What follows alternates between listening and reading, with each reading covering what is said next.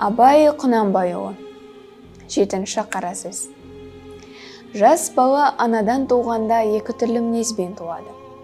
Біреуі ішсем, жесем, ұйықтасам деп тұрады.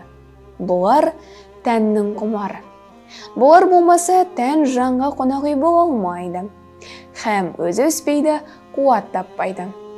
Біреуі білсем екен демеклік. Не көрсе соған талпынып, жалтыр-жалтыр еткен болса оған қызығып, аузына салып, дәмін татып қарап, тамағына, бетіне басып қарап, сырна керней болса дауысына ұмтылып, онан ержетіңкірегенде үй түрсе де, мал шуласа да, біреу күлсе де, біреу жыласа да тұра жүгіріп, ол немене, бұл немене, ол неге үйтеді, бұл неге бүйтеді деп көзі көрген, құлағы естігеннің бәрін сұрап тыныштық көрмейді. Мұның бәрі жан құмары. Білсем екен, көрсем екен, үйренсем екен деген. Дүниенің көрінгені һәм көрінбеген сырын түгелдеп, ең болмаса денелеп білмесе, адамдықпен орны болмайды. Оны білмеген соң, ол жан адам жаны болмай, хайуан жаны болады. Әзелде Құдай тағала хайуанның жанынан адамның жанын ірі жаратқан. Сол әсерін көрсетіп жаратқаны.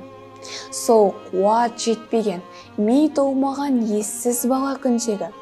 Бұл немене, ол немене деп бір нәрсені сұрап білсем екен дегенде, ұйқы, тамақ та есімізден шығып кететұғын құмарымызды ер жеткен соң, ақыл кіргенде, орнын тауып ізденіп, кісісін тауып сұранып, ғылым тапқандардың жолына неге салмайды екенбіз?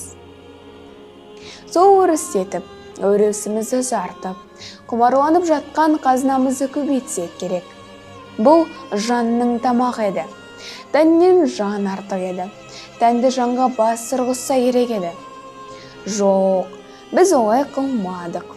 Ұзақтай шулап, қарғадай барқылдап, ауылдағы боқтықтан ұзамадық. Жан бізді жас күнімізде билеп жүр екен.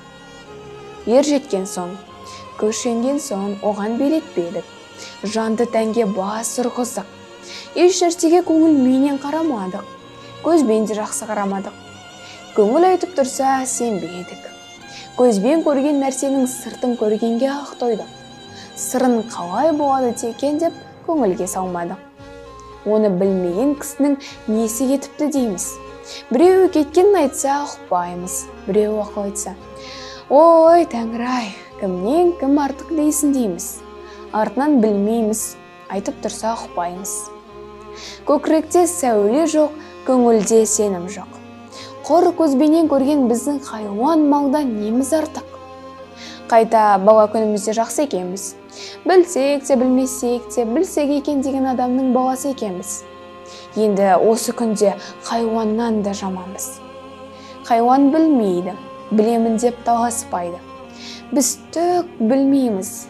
Біз де білеміз деп надандығымызды білімділікке бере таласқанда, өлер тілдерімізді білмей, күре тамырымызды адырайтып кетеміз.